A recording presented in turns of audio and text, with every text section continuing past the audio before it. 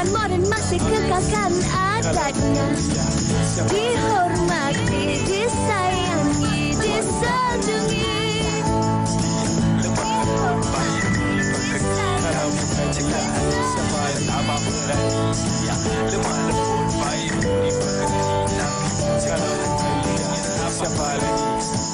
Wanita hari ini. Assalamualaikum, salam sejahtera, salam penuh senyuman untuk penonton setia Wanita hari ini. Apa khabar anda di rumah? Hari ini seperti biasa kami memenuhi di paparan skrin anda. Saya Fatin Hamad Yusof dan juga Sugita Chandra bersama dengan anda. Ya, betul. Dan kami di WHI sentiasa mendoakan dan mengharapkan anda semua dalam keadaan yang sihat-sihat sahaja. Apa jua yang anda lakukan, kami berharap ianya berjalan dengan lancar sahaja. Baik Fatin, kita nak mulakan siaran hari ini dan bercakap mengenai kesihatan. Harapkan anda dalam keadaan yang sihat. Nak berikan anda sedikit update yang dikeluarkan oleh Kementerian Kesihatan Malaysia di mana sebanyak 329 kes pertasis ataupun batuk kokol dengan 23 kematian dilaporkan di seluruh negara setakat 19 Ogos lalu. Tapi jangan risau, ini bukan untuk mengungkitkan rasa risau dalam kalangan anda sebab katanya penyakit pertasis ini sentiasa ada dalam negara kita dan ianya diklasifikasikan sebagai endemik. Betul. Kalau nak dibandingkan dengan tahun lepas, ada penurunan lah. Kalau 2019, tahun 2019, sebanyak 697 kes. Dan kes ini sebenarnya telah pun orang kata melibatkan bayi dan juga di Sabah tak silap saya, yang mana mencatatkan kes paling tinggi, kemudian disusuli dengan Selangor dan Kuala Lumpur, Pahang dan negeri-negeri lain lah. Betul, dan bercakap mengenai kes dalam kalangan bayi sangat tinggi. Keutamaan KKM sekarang ini adalah untuk meningkatkan imunisasi pertasis dalam kalangan kanak-kanak. Apa pun kita ambil ini sebagai peringatan supaya kita sentiasa menjaga kesihatan kita, kesihatan anak-anak dan semua orang di sekeliling kita. Betul. Ambil orang kata iktibar lah kan. Dan juga itu berkenaan dengan batuk kokol. Yang ini pula kami nak kongsikan sedikit informasi. Ini berkenaan dengan gula tambahan. Bagi sesiapa yang suka nampak manis, makan yang manis-manis, ini sebenarnya boleh meningkatkan risiko untuk kita mendapat penyakit batu karang. Ini menurut pakar, yang mana penyakit batu karang lazimnya amat menyakitkan dan juga gejala seperti anda mengalami loya, muntah, air kencing berdarah, demam dan juga menggigit. Ini adalah tanda-tanda awalnya lah. Tapi mungkin yang sedang menonton sekarang ini, Fatin, mereka berkata, alah tapi sedap minum yang ada manis-manis, makan kek-kek yang manis-manis ni sedap. Jadi persoalannya di sini adalah, adakah anda ingin kekal sihat ataupun anda ingin merisikokan diri anda. Mungkin ini sedikit orang kata reminder lah. Betul. Apapun apa jua yang anda makan dalam kuantiti yang bersederhana. InsyaAllah kita akan mulakan orang kata hidup yang sihat mulai hari ini untuk kita kekal sentiasa sihat. Baik, kita dah kongsikan berkenaan dengan kesihatan Sugi. Ini kompilasi TikTok kita nak kongsikan berkenaan dengan kata ini adalah bulan kemerdekaan. Kita nak saksikan ragam-ragam dan juga persediaan mereka dalam menyambut hari kemerdekaan. Jom kita saksikan.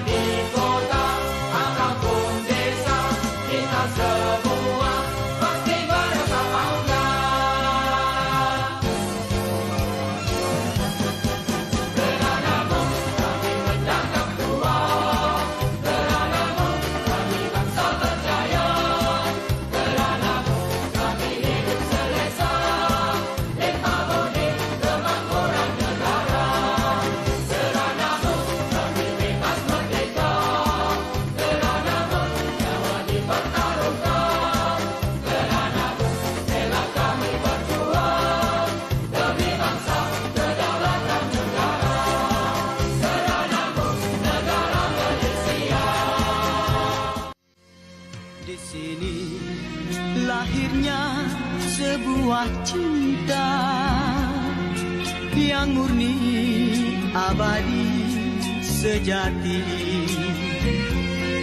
Di sini tersemai cita-cita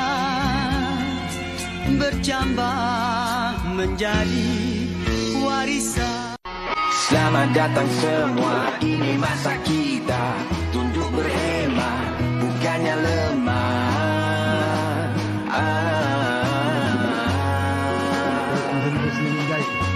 Selamat datang semua, ini masa kita di mata dunia luar biasa.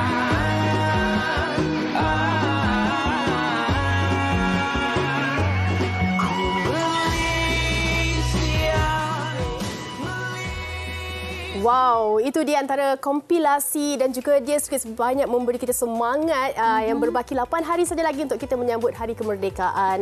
Kalau bercakap mengenai kemerdekaan, saya ingat masa saya sekolah dulu kan kita mengikuti acara pembarisan. Lepas tu sekarang ni kalau kita tengok kan banyak juga yang dah pun orang kata gantungkan bendera.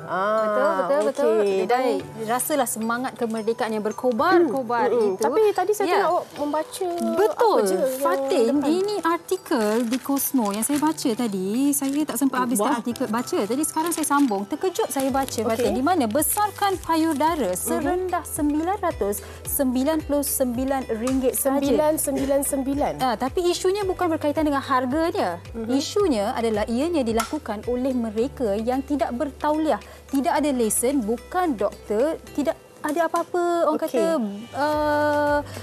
pengalaman.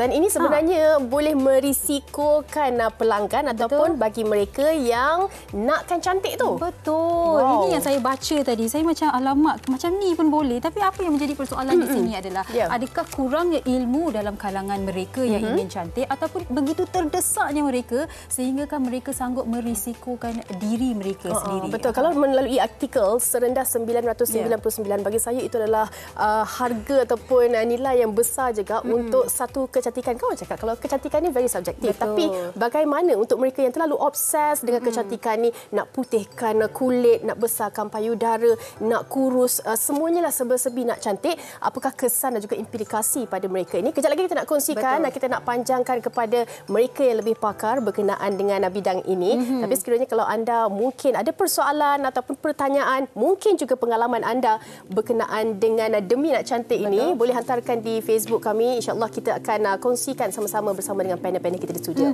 Jangan ke mana-mana, kita akan berhenti berehat seketika. Kembali selepas ini di WHI. Selepas ini. Wanita hari ini.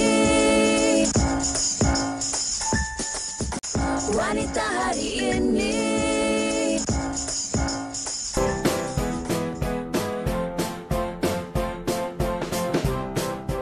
Perempuan nak cantik because dia nak look presentable, and also as I can see, it's like lelaki suka perempuan yang cantik. That's why dia nak sentiasa nampak cantik.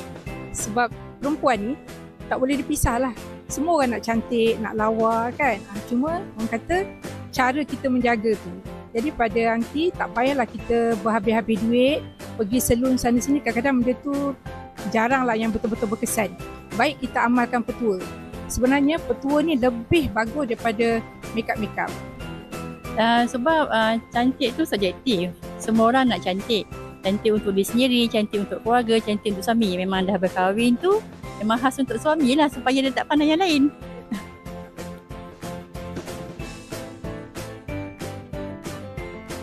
Saya lebih suka guna produk-produk yang biasa, yang sesuai dengan saya. Macam ada satu jenama tu daripada mula dia keluar sampai sekarang. Saya pakai je. Sabun dia, krim malam, krim siang dia. Tu je. Kita jaga sendirilah. Kita tak perlulah nak berhabis wang untuk beli produk-produk yang tu. Sebab apa? Bagi saya pula, tak semua produk tu sesuai dengan kita. Jadi, pada saya pula, saya ni ada rasa bimbang. Bila kita beli yang produk-produk tu tak tentu, mungkin kita akan mungkin kita akan jadi lebih teruk kan, jadi daripada yang sedia ada. So bagi saya, bila saya rasa selesa dengan keadaan sekarang, dengan penjagaan sekarang yang ada ni, saya teruskan. Seharusnya kita harus pergi ke tempat yang berlesen, which is itu untuk menjamin kita dari segi keselamatan, dari segi menjamin teknologi yang canggih yang diorang provide. Itu tempat yang mahal ini atau yang bertauliah ini dia menjamin kita dari segi aspek keselamatan dan juga aspek kecantikan yang menjaminkan untuk kita. Wow, itu dia. Berkenaan dengan alasan-alasan kenapa kita perlu jadi cantik. Salah satunya tak nak lelaki kita melihat perempuan lain. Satu lagi dia hanya selesa menggunakan produk-produk yang mungkin sesuai dengan wajahnya. Dan juga banyaklah sebenarnya kan alasan-alasan untuk kita kekal cantik ni. Tapi bagaimana sebenarnya untuk kita mencari jalan yang sebaiknya untuk kita mencantikkan wajah kita ni. Betul. Dan seperti yang Fatin katakan di awal tadi, lain orang ada lain persepsi ataupun definisi kecantikan ataupun cantik ini. Apa yang penting kita harus lakukannya dengan cara yang selamat dan dilakukan oleh pakar yang bertauliah. Jadi di studio hari ini kita ada seorang pakar yang bertauliah. Kita bersama dengan Dr. Siti Muyassarah Rusli selaku pakar bedah plastik ataupun reconstructive surgery dari Hospital Pakar KPJ Rawang. Terima kasih doktor bersama dengan kami hari ini. Doktor pun cantik. Ya, sangat cantik. Okey, dan juga kita bersama dengan Profesor Madya Dr. Nur Hayati Ibrahim selaku pensyarah kanan program psikologi klinikal dan kesihatan tingkah laku Fakulti Sains Kesihatan UKM. Prof sihat? Alhamdulillah. Sempat tenang je Prof ya. Memang tenang orangnya. Tadi Prof kata tak, saya garang sikit. Tapi hari ni Prof tak garang. Lembut. Okey.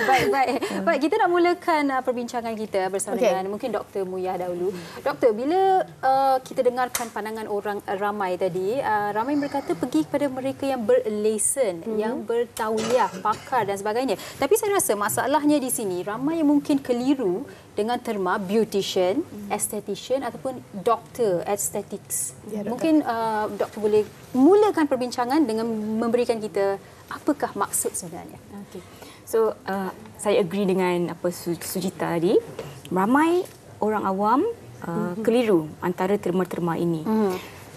Dan rawatan kecantikan bukan semestinya daripada doktor sahaja, kerana ia melibatkan beberapa jenis, bergantung kepada sama ada ialah invasif, sama ada ialah bukan invasif ataupun minima invasif. Jadi ialah satu industri, kecantikan ini adalah satu industri and banyak dia punya role player daripada beautician kepada doktor estetik sehingga kepada doktor pakar estetik. Jadi bila kita hendak mendapatkan sesuatu rawatan kecantikan, kita perlu tahu siapa patut buat yang mana satu. So yang mana satu jenis rawatan ni bergantung kepada apa. Usually ia bergantung kepada tahap invasif sesuatu rawatan itu. Yang mana ada rawatan kecantikan yang bukan invasif, yang selalu kita pergi macam facial, spa, itu adalah dilakukan oleh beautician dan mereka adalah dilatih untuk melakukan rawatan tersebut. Dan juga tiada risiko yang kita kata tinggilah mengenai rawatan yang jenis ini. Dan bila kita pergi ke satu level iaitu kepada invasif, ia boleh dikategorikan sebagai minimal invasif ataupun invasif, contohnya secara pembedahan. Dan apa-apa jenis rawatan kecantikan secara invasif hanya dibenarkan dilakukan oleh doktor. Dan semua doktor, bukan semua doktor boleh melakukan rawatan ini. Mereka adalah terdiri daripada doktor-doktor yang train di dalam bidang estetik ini. Dan among doktor yang train dalam bidang estetik juga ada level-level dia. So tak semua doktor adalah doktor estetik ialah doktor pakar, tak semua.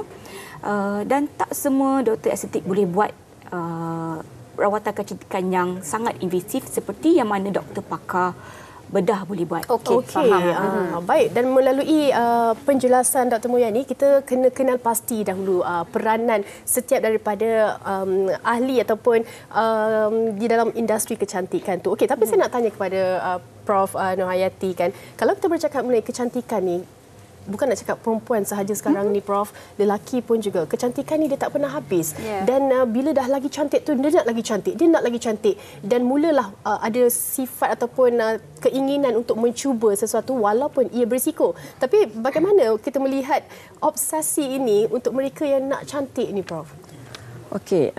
Sebab kalau kita kata sebut cantik, macam Fatin cakap tadi lah ya, cantik ni semua nak cantik, lelaki nak cantik, wanita pun nak cantik.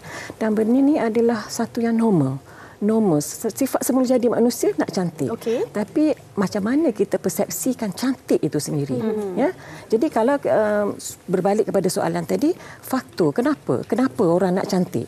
Sebab saya pun nak cantik dan saya pun dikelilingi oleh wanita-wanita yang cantik kat sini dan saya pun rasa macam nak cantik macam dia orang juga kan. Jadi faktor yang pertama mungkin faktor dalaman. Kita rasa dengan cantik tu kita akan jadi lebih confident.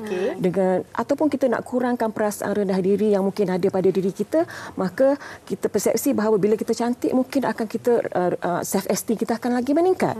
Ataupun juga disebabkan oleh satisfaction, kepuasan diri. Bila cantik tu kita rasa macam puas. Bila kita berjalan, orang nampak kita, orang pandang kita, so kita rasa macam puas. Itu lebih kepada dalaman kita.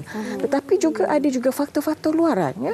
Faktor luaran misalnya, kita nak orang nampak kita cantik, kita nak, ataupun tadi macam ada puan tu cakap kerana nak impress supaya suami tak cari lain. Boleh terimalah alasan tu, Prof. Boleh terima. Sebab itu adalah faktor luaran. Ataupun lagi mungkin social media yang terlalu memomokkan cantik itu adalah bentuk fizikal. Fizikal, maka kalau fizikal tu cantik, maka cantiklah. Padahal sebenarnya cantik itu sangat luas. Sangat luas. Dia bukan bergantung pada physical appearance sahaja. Ya, bukan rupa paras. Tapi kita kena tengok juga tingkah laku, pembawaan diri kita, personality kita. Maka itu yang menampakkan cantik kita secara menyeluruh. Jadi faktor dalaman, faktor luaran. Tetapi kita kena ingat juga ada orang individu yang memang ada satu disorder. Ini menarik, Prof. Ya, dia dipanggil body dysmorphic disorder. Jadi memang dia selalu macam bimbang. Selalu rasa bahawa dia ni tak cantik. Dia selalu rasa ada defect, ada kekurangan pada diri dia. Walaupun hidung dah mancung, rasa macam ada benda yang tak betul lagi. Kalaupun bibir dah cantik, bibir nipis dah cantik, nak tebalkan sebab dia ada nampak ada kekurangan. Jadi ini dah jadi disorder sebenarnya.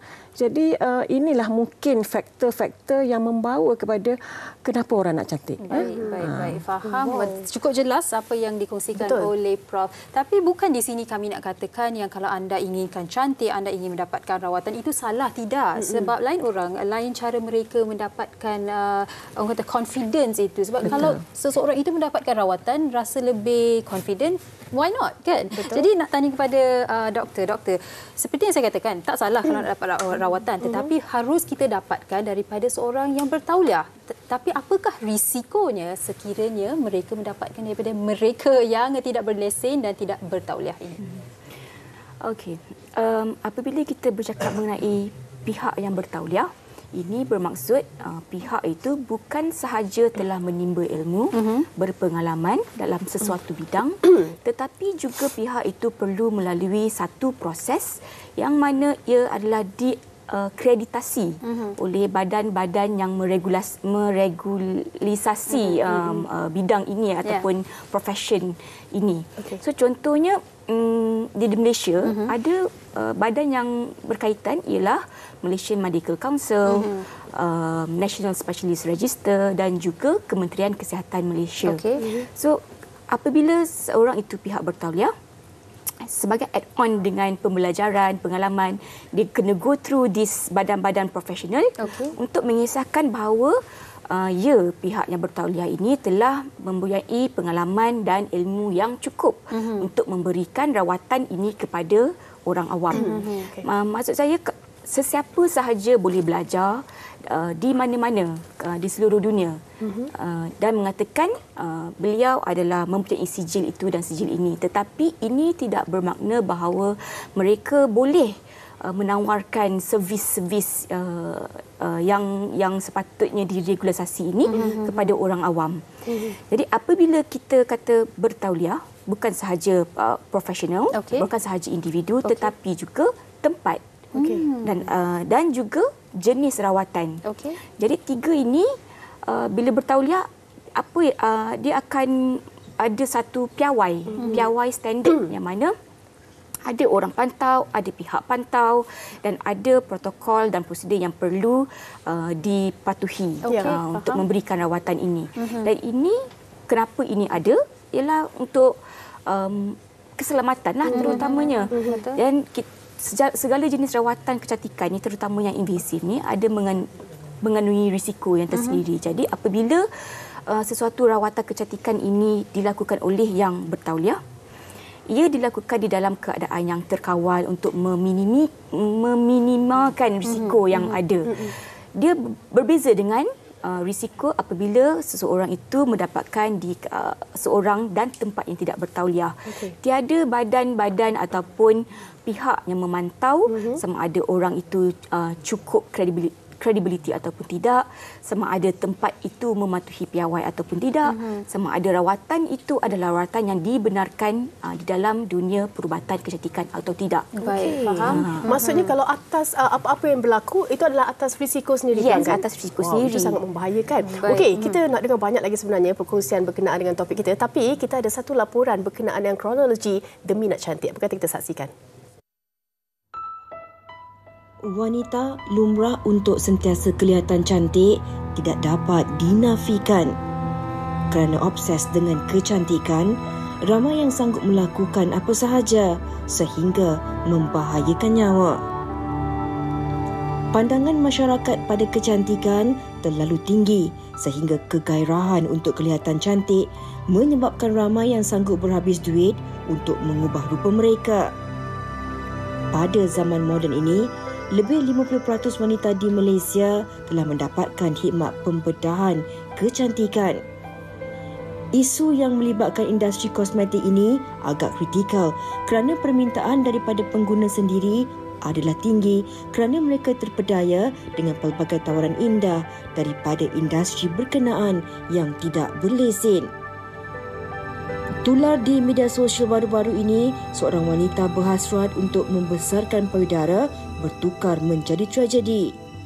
Mangsa tersebut dilaporkan meninggal dunia selepas 4 hari menjalani pembedahan pembesaran payudara. Pembedahan tersebut dipercayai dilakukan pakar kecantikan tidak bertauliah di sebuah pusat kecantikan. Benar keyakinan diri seseorang individu itu akan menjadi lebih tinggi apabila kelihatan cantik.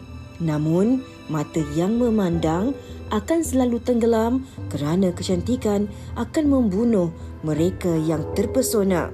Adakah pengorbanan itu berbaloi sehingga ia memakan diri sendiri? Wow, itu dia antara laporan yang disediakan oleh Lisa berkenaan dengan topik kita hari ini. Nampak macam sedikit ada mewujudkan ketakutan juga untuk kita, kan, walaupun kita dalam bersederhana saja, tapi keinginan kita tu kadang-kadang kita tak boleh nak menidakkan untuk kita jadi lebih cantik. Baik, kita ada soalan daripada penonton, ya. Segi nak bacakan saya? Mungkin awak boleh bacakan. Boleh. Ini daripada Emma Green. Hai Emma. Assalamualaikum doktor. Ini untuk Dr. Muya lah. Saya nak bertanya, payudara saya asal saiz besar tak ikut saiz badan. Keadaannya seandainya kalau saya nak buat pembedahan untuk kecilkan, boleh ke? Sebab pinggang dan tulang belakang saya nampak bengkok. Adakah itu salah satu penyebab juga? Mungkin doktor boleh jawab soalan daripada Emma ni. Okey, Emma, thank you for your terima kasih dengan soalan. Okey, tapi saya nak tekankan satu benda, Fatin. Sebarang konsultasi perubatan tak sepatutnya ditanya di social media ataupun semasa talk show begini, kerana untuk mendiagnose sesuatu keadaan ataupun untuk mencadangkan rawatan, doktor tu kena perlu tanya lebih lanjut mengenai history sejarah perubatan dan perlu lihat, perlu rasa dan sebagainya bagi untuk mencadangkan sama ada rawatan itu sesuai atau tidak. Apa yang saya boleh cadangkan kepada Emma, jika ada masalah begini, jumpa dengan doktor pakar yang bersesuaian. Contohnya kalau masalah payudara yang besar, untuk kecilkan jumpa dengan pakar bedah plastik untuk mendapatkan pendapat dan konsultasi yang berpatutan. Dan mengenai yang sakit belakang semua tu, mungkin juga boleh perlu jumpa dengan doktor pakar ortopedik, spine surgeon contohnya. Dan setelah mendapatkan konsultasi dan pemeriksaan, baru doktor akan beritahu apa rawatan yang sesuai. Sama ada ia sesuai dari segi, bukan sahaja dari segi perubatan, tetapi sesuai mengikut individu masing-masing. Sama ada dia ada penyakit lain, adakah ia berisiko tinggi, berisiko rendah dan sebagainya. Okey. Baik. Wow. Dan doktor, mungkin saya boleh tambah dan bertanya kepada doktor. Ramai di media sosial yang juga menyuarakan pandangan mereka bagaimana mereka rasa lebih yakin setelah melakukan prosedur, dan ada juga yang memberikan fokus pada body positivity, tak payahlah buat apa-apa prosedur dan sebagainya. Tetapi kita sebagai pengguna media sosial senang sahaja untuk kita jadi mereka yang cepat terpengaruh ya, betul, terpengaruh dengan apa yang dikongsikan. Jadi macam mana kalau kita lihat di media sosial ada promo, whitening promo, package kan, ada keinginan tu kan, mereka yang nak rasa kulit mereka putih dan sebagainya. Bagaimana untuk mereka tahu ini patut aku elakkan ataupun ini boleh percaya ni. Mengenai kalau dia bagi ubat ataupun apa-apa jenis rawatan yang invasif, kita perlu tahu bahawa kita tahu invasif hanya perlu daripada doktor, dan doktor selalunya tidak akan buat promo yang murah 99 dan sebagainya. Jarang lah. Kerana kita ada limit dalam advertising dan sebagainya. Dan benda yang contribute dengan promotion ini ialah ada demand. Demand. So, bila ada demand, adalah supply. Dan bila ada demand, apa faktor yang contribute kepada demand ni? Dan kita berbalik kepada social media. Saya tak nafikan bahawa social media juga memainkan peranan dalam derby nak cantik ni. Dan banyak influencer ataupun artis yang kita kenal, despite membuat rawatan kecantikan yang betul ataupun memakai filler ataupun makeup artist, they have a full back professional yang untuk mencantikkan diri mereka, tetapi dia downplay dari segi bahagian itu. Dan ini telah meletakkan satu beauty standard yang tidak berapa realistik bagi orang-orang normal. Kepercayaan ya kan. So bagi saya, kalau dalam pihak influencer sendiri lebih terbuka dengan lebih honest dengan apa yang mereka buat, dan dia akan setkan ekspektasi yang lebih realistik bagi orang-orang biasa, dan dia tak adalah terpengaruh dengan nak putih sebab nak jadi macam ni, dan lebih berkecenderungan untuk memilih benda yang salah. Itu antara ilmu yang patut kita adalah kan, untuk kita menilai sesuatu yang kita lihat. Okey, kita nak berbalik kepada Prof. Prof, mungkin juga kita dah tanya berkenaan dengan tadi kenapa agaknya obsesi untuk mereka untuk jadi lebih cantik. Tapi sekiranya ada implikasi ataupun selepas mereka melakukan sesuatu untuk kecantikan, ada implikasinya. Bagaimana untuk dari segi emosi mereka ini untuk kita bantu, walaupun dah orang kata dah terlanjur untuk melakukan sesuatu tu, tapi nak cantik dah tak cantik pun, tapi sakit yang dapat, Prof. Betul. Dah tak cantik. Okey. Kalau kita lihat dari segi psikologi sudah pastilah bila kita dah buat, and then akhirnya outcome-nya tak sama seperti apa yang kita nak, ataupun makin teruk. Jadi apa yang berlaku, yang pertama adalah mesti akan timbul penyesalan yang amat sangat. Bila dah timbul penyesalan, kita risau dia akan timbul emosi negatif yang lain. Contohnya, dia start dengan penyesalan. Lepas tu dia akan timbul perasaan malu. Bila malu itu makin bertambah, maka kita tak nak jumpa dengan orang, kan? Kita rasa tak nak jumpa dengan orang, kita tak nak orang tengok rupa kita. Lepas tu bila dah ada, dia akan timbul tekanan yang makin lama makin parah yang akhirnya boleh membawa kepada kemurungan. So bila dah start murung, you tak nak jumpa dengan orang langsung, you tak nak buat aktiviti yang you dah pernah buat sebelum ni, you cuba mengelakkan diri, you avoid daripada semua aktiviti, and then yang kita paling takut adalah akan timbulnya perasaan untuk bunuh diri. Sebab kalau kita tengok, saya pernah terbacalah artikel di di China, ada seorang blogger, wanita, dia orang yang ceria, orang yang sangat ceria kalau dalam dia punya ni. Tetapi dia tak puas hati dengan apa yang dah ada, and then dia buat pembedahan. And then benda tu tak berlaku seperti yang sepatutnya, maka dia lakukan lagi pembedahan susulan, tapi tidak dapat apa yang dia kehendaki juga. Ini yang kita kata kadang-kadang kita panggil beauty sick. Beauty sick. Dah sakit. Maksudnya masalah psikologi yang kita dah terlalu bimbang dengan appearance kita. Kita terlalu bimbang dengan rupa paras kita yang mengganggu sampai mengganggu emosi kita. Jadi apa yang berlaku pada individu tersebut, akhirnya dia cuba bunuh diri. Dia cuba bunuh diri kali pertama tak berjaya. Tetapi kali kedua berjaya. Complete suicide.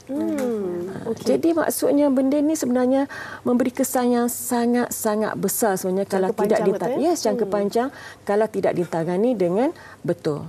Jadi kalau kita sebagai individu yang berada di sekeliling orang-orang yang berhadapan dengan ini, kita kena bagi support yang kuat. Sebabnya kita tahu semua orang melakukan mistake. Semua orang lakukan kesilapan. Jadi mungkin ini adalah kesilapan yang tidak tersengaja ataupun tidak berfikir panjang untuk melakukannya. Tapi kita ada cara-cara yang kita boleh bantu untuk build up dia punya confidence balik, untuk dia rasa bahawa diri dia masih berguna. Kita tak nak sampai satu tahap dia jadi rendah diri yang sangat-sangat, self esteem dia turun. So membawa kepada implikasi yang lebih teruk lagi. Tapi Prof, ini setelah mereka, hari ini saya banyak setelah mereka melakukan prosedur. Tapi apa yang boleh kita lakukan sebelum prosedur itu dilakukan, dan kalau tak salah, okeylah. Kalau yang dah salah, memanglah mereka menyesal dan sebagainya. Sebab kita selalu dengar beauty has to come from within. Daripada dalam, awak kena rasa cantik, akan rasa yakin. Mungkin tidak semua orang akan rasa matang sewaktu mereka 20 tahun, 30 tahun, ataupun ada yang sehingga 60 tahun pun tak rasa confident ataupun cantik. Tapi ada juga yang dah cantik, tapi mereka lakukannya sebab, husband saya akan rasa saya lagi cantik, kawan-kawan saya akan rasa saya lagi cantik, kan, dapat compliment, orang puji, cantik dia dah kurus dah, macam mana, kan, dan sebagainya. Tapi apa yang Prof boleh sampaikan kepada mereka supaya mereka betul-betul rasa yakin dan cantik? Okey. Sebab betul lah, cantik ni sebenarnya daripada dalam. Dia daripada hati kita, bukan daripada luaran. Kalau cantik bagi saya, Fatin cantik, mungkin orang lain kata, mungkin cantik tu dalam konteks Sugita lagi cantik. Kan? Jadi dia sangat-sangat subjektif. Kan? Jadi untuk kita rasa cantik itu bukan, dan saya selalu kata, kena tukar persepsi cantik itu sendiri. Jangan anggap cantik itu dari segi luaran semata-mata. Jadi daripada, sebab kita tak nak kan bila masa dari sekolah lagi, kita dikatakan okey, bila you hidung mancung maka cantiklah you. Kalau bibir you tebal, cantiklah you. Kulit you putih maka cantiklah you. Lagi apa? Kena ramping, kena kurus maka cantiklah. Kan? Tapi itulah biasa orang cakap these beauty standards, bahasa Inggeris kan. These beauty standards are set by the society. Kan? Beauty is in the eyes of the beholder. Kan? Jadi kalau itu persepsi daripada awal, memang susah kita nak ni. Jadi kita kena belajar, ajar pada anak-anak kita, jangan bandingkan kita dengan orang lain. Sebab kalau even kajian pun, kalau kita suruh bandingkan pasal kecantikan tu, dia akan bandingkan dengan model. Dia akan bandingkan dengan artis. So memang kalau you banding dengan model, you banding dengan artis, memang kita sampai bila pun tak cantik. Profession mereka pun lain. Ya. Kan? Sebab keyakinan diri itu bukan datang daripada bila you cantik maka you yakin. Tapi sebab you ada ilmu tentang sesuatu, you ada skill tentang sesuatu, maka you akan nampak cantik, kan? Cara the way you bercakap nampak cantik, cara you berjalan nampak cantik, pakaian yang you pakai. Jadi tidak bergantung kepada itu. Jadi perkara ini kita kena persepsi tu jangan kita tanamkan pada semua individu bahawa cantik itu adalah physical appearance. Betul. Ya, saya setuju sangat. Kadang-kadang kita jadi cantik sebab atas dasar pekerjaan. Dekat luar kerja kita pun sama je, doktor, kan, lebih selesa, dan itu sebenarnya apa yang perlu kita lihat daripada mata kita sendiri, kecantikan untuk apa yang kita ada. Okey, Dr. Muya, mungkin di hujung perbincangan kita ni sekejap je rasa. Mungkin boleh juga doktor kongsikan nasihat untuk mereka kita sebenarnya jadi cantik. Tetapi implikasi kalau kita pergi cari jalan yang salah ataupun nak murah untuk jadi cantik, kesan jangka panjangnya, doktor, mungkin mereka tak tahu. Nasihat daripada doktor sendiri. Nasihat saya untuk rawatan yang tidak bertauliah ini, kesan jangka panjangnya selalunya adalah yang tidak boleh reverse kembali. Tak boleh dirawat. Tak boleh dirawat. Saya bagi contoh macam tadi Fatin ada bercakap mengenai paper short khabar mengenai suntikan payudara serendah 999. Saya menerima banyak kes-kes begini di klinik saya. Dan apabila ingin merawat mereka, saya perlu setkan dalam minda mereka bahawa rawatan ini tidak akan boleh mengembalikan bentuk asal. Alamak. Dan ia adalah lebih kepada damage control surgery yang mana kalau untuk perubatan dia seperti juga pembedahan untuk pesakit kanser yang mana kita perlu membuang payudara itu. Dan ini disebabkan benda itu irreversible. Dan suntikan itu sendiri mengandungi risiko seperti breast cancer, the increase the risk of the breast cancer. Dia berlainan jika mereka pergi ke yang pakar yang bertauliah untuk tujuan yang sama. Yang mana dalam dunia perubatan, tujuan pembesaran payudara tu ada metod dia sendiri yang boleh di-revise dan dibaiki secara perubatan. Ya. Dan kesan jangka panjang, walaupun ia adalah satu daripada perubatan, ia juga ada kesan jangka panjang. Dan that's why it's penting untuk dapatkan konsultasi, dapatkan pendapat dan kemudian fikir balik dan sebelum membuat keputusan yang impulsif. Kerana setiap rawatan itu ada risikonya. Cuma bezanya antara rawatan yang tidak bertauliah dengan rawatan yang bertauliah ialah risiko versus manfaat. Jadi kalau satu kaedah rawatan itu, risiko dia dan mudarat dia lebih daripada manfaat, dalam dunia perubatan tidak akan offer jenis rawatan itu. Sebab itu mereka tidak akan dapat jenis perubatan suntikan filler serendah 999 di klinik ataupun hospital. Betul. Baik, dan semoga apa yang dikongsikan doktor dan prof meningkatkan lagi kesedaran, sebab kadang-kadang kita tahu tetapi kita perlukan peringatan itu. Dan doktor, tadi doktor ada berkata bahawa prosedur ini boleh meningkatkan breast cancer, risiko breast cancer, dan Oktober adalah Pink October. Mungkin doktor ada sesuatu untuk dikongsikan? Saya ingin kongsikan pesanan daripada Elmi. Pada bulan Oktober, Hospital KPJ Rawang akan mengadakan Pink Run untuk memberikan lebih banyak awareness mengenai kanser payudara dan juga rawatan selepas kanser payudara, rawatan rekonstruktif dan sebagainya. So kalau nak tahu lebih lanjut lagi, boleh pergi ke KPJ Rawang punya social media. Untuk kita kata semarakkan lagi kesedaran ini. Baik, terima kasih kita nak ucapkan kepada kedua-dua tetamu kita, Dr. Muya dan juga Profesor Nurhayati atas perkongsian berkenaan dengan topik kita. Sempat lagi untuk saya nak kongsikan satu komen daripada penonton kita. Ini pada Thursday. Atuk baru siap masak nak bagi nenek makan tengah hari. Dulu nenek lawa. Atuk pun terpikat, tak payah nak make up apa. Yang Allah anugerah pun dah cukup cantik dan terbaik untuk kita. Masya Allah, Atuk. Saya suka Atuk ni. Istin pun dia komen, Selasa dia komen, hari ini pun dia komen. Terima kasih banyak-banyak. Thursday. Dan anda di rumah, jangan ke mana-mana. Selepas ni kami ada 2 orang tetamu yang cukup menarik. Janji menarik. Ya, selepas ini istimewanya. Wanita hari ini. Wanita hari ini. Tadi dah janji dah, sangat menarik. Ini dia yang cukup menarik di hadapan kami, dan juga individu yang sedang melukisnya juga sangat-sangat orang kata talented. Betul, sangat-sangat mempunyai bakat yang luar biasa. Kita nak kenalkan Putra Akmal Danish Muhammad Zuraimi, merupakan seorang pelukis jalanan. Putra, street sihat? artist. Sihat. Okey, awak tengah lukis apa tu, Putra? Ini tengah lukis gambar klien saya. Gambar klien. Okey, baik Putra, saya bacalah juga biodata awak kan. Mula melukis sejak umur 5 tahun. Ya, betul. Tetapi ketika awak 14 tahun baru berkecimpung dalam street artist ni. Saya baru ikut ayah saya. Saya ikut ayah saya pergi ke Bukit Bintang.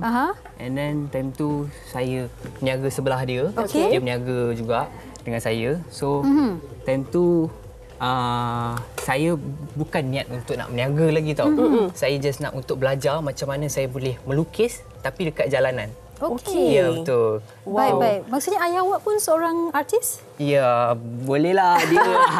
Okey. Dia pengajar saya banyak. Okey, Ya. baik. Itulah maksudnya tumpahnya darahnya kan melukis ini. Okey, Putra nak tahu juga minat memang kalau dah cakap pandai melukis ni, maksudnya masa sekolah dulu pendidikan seni memang subjek kegemaran lah Ya, betul. Memang lah. Memang tak boleh nak lawan awak lah. Time tu dekat sekolah pun cikgu tengah mengajar kat sekolah kat depan. Okey. Saya tengah melukis. Tengok cikgu depan, saya tengah lukis dia kat depan. Kadang-kadang kena marah juga dengan cikgu kan. Maksudnya awak melukis gambar cikgu awak? Gambar cikgu saya kat depan. Inilah kata pelajar yang baik Okey. Dan apa sebenarnya kepuasan kalau kadang-kadang orang memilih, mereka yang pandai melukis ini, mereka memilih untuk adakan studio sendiri. Tapi Putra sendiri memilih untuk menjadi pelukis jalanan. Apa mungkin ada kepuasan yang nak dikongsikan untuk penonton-penonton? Sebab niat saya nak jadi seorang pelukis jalanan ni sebab saya boleh bawa hasil seni saya ni ke luar negara. So target saya nak backpack, saya nak pergi ke luar negara dan saya explore dunia luar dengan cara melukis sahaja. Baik. Dan sebenarnya portrait Sultan Brunei yang Putra lukis sudah tular. Awak pun tak expect dia tular sebegitu kan? Mungkin boleh kongsikan apa yang terjadi dan bagaimana ianya disampaikan kepada baginda dan apa yang perasaan awak ketika itu? Okey, dia macam ni tau cerita dia. Time tu tahun 2021 saya pernah masuk satu pameran Generasi Art Show 2021. Saya pernah lukis gambar sultan kita, Sultan Selangor. And then saya cuba untuk ketengahkan. Time tu di international tau. Saya nak tunjuklah dekat luar negara juga hasil karya sultan saya. So masa tu agak kurang sikit daripada rakyat kita punya proud tau. Agak kurang sikit. And then saya macam agak kecewa. So saya cuba untuk this year ada one of my client datang.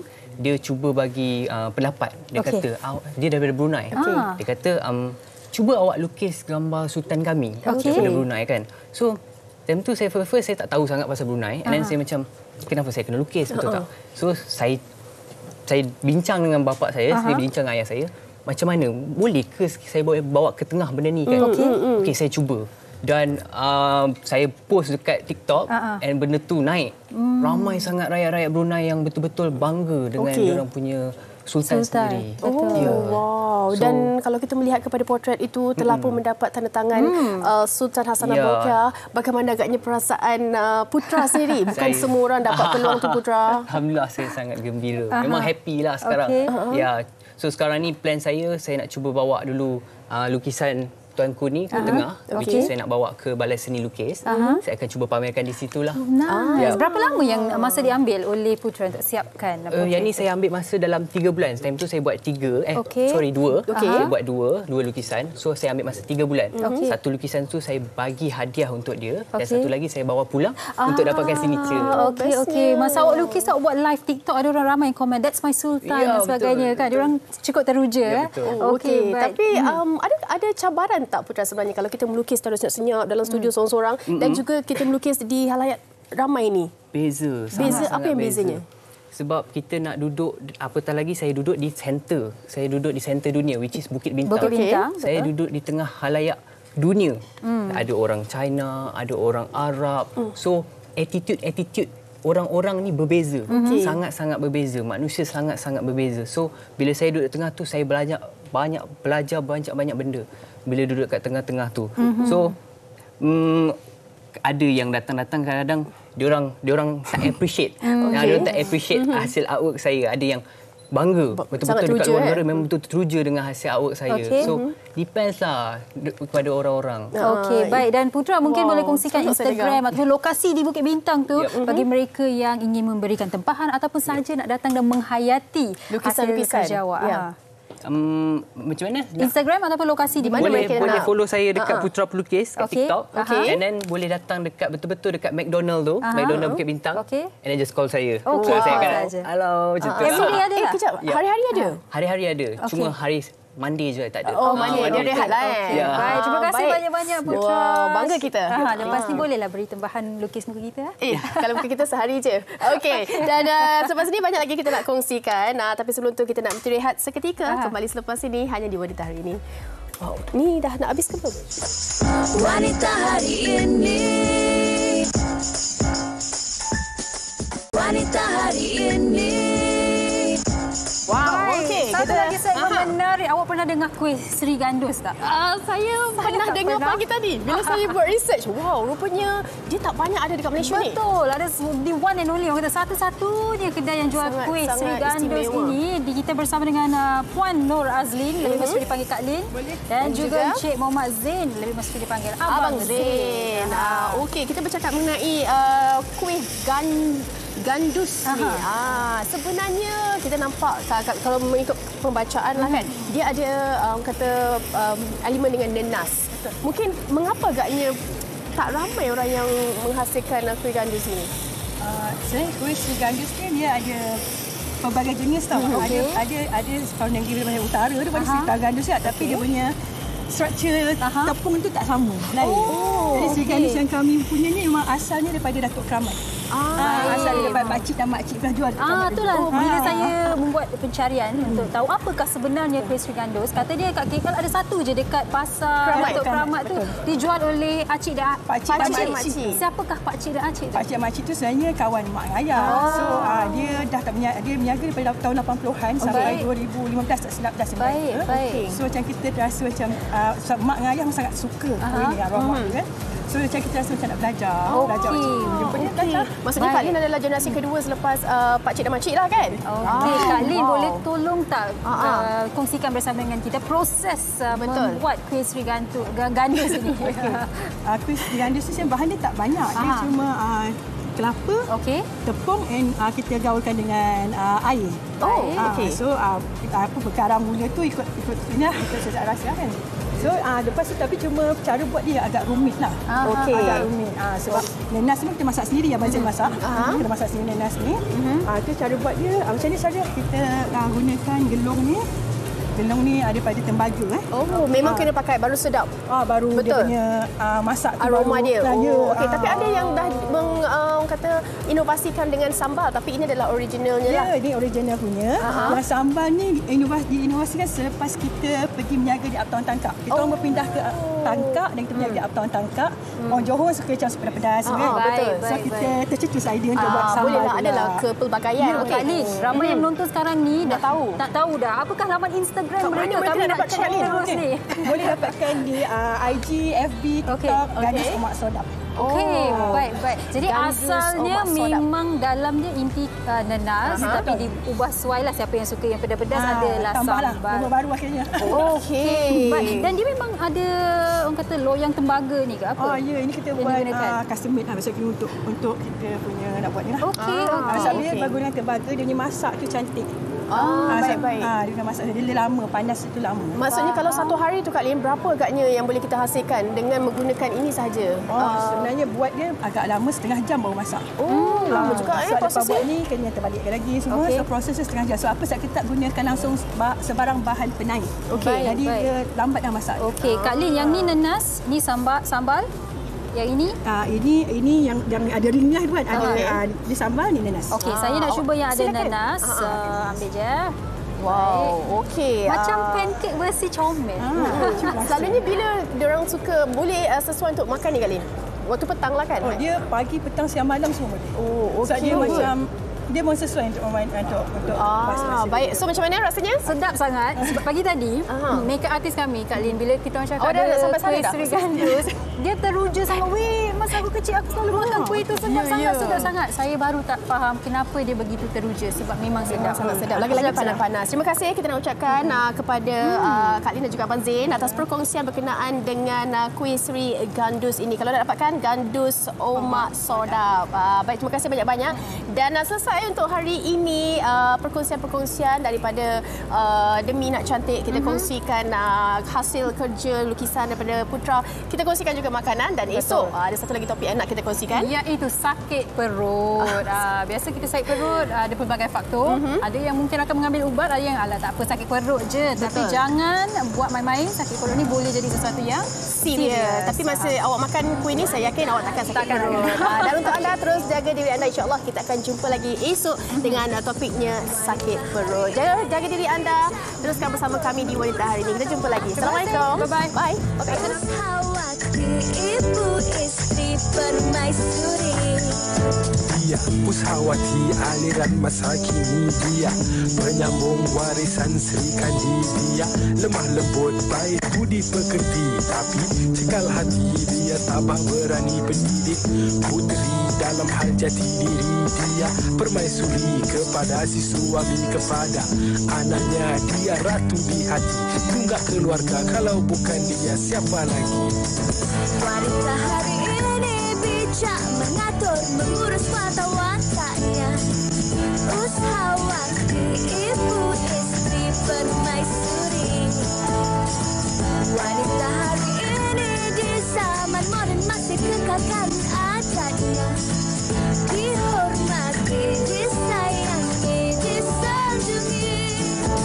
Dia Ushawati aliran masa kini. Dia penyambung warisan Sri Kandi. Dia lemah lembut baik budi pekerti. Tapi cekal hati dia tabah berani pendidik. Puteri dalam hal jati diri. Dia permaisuri kepada si suami, kepada anaknya. Dia ratu di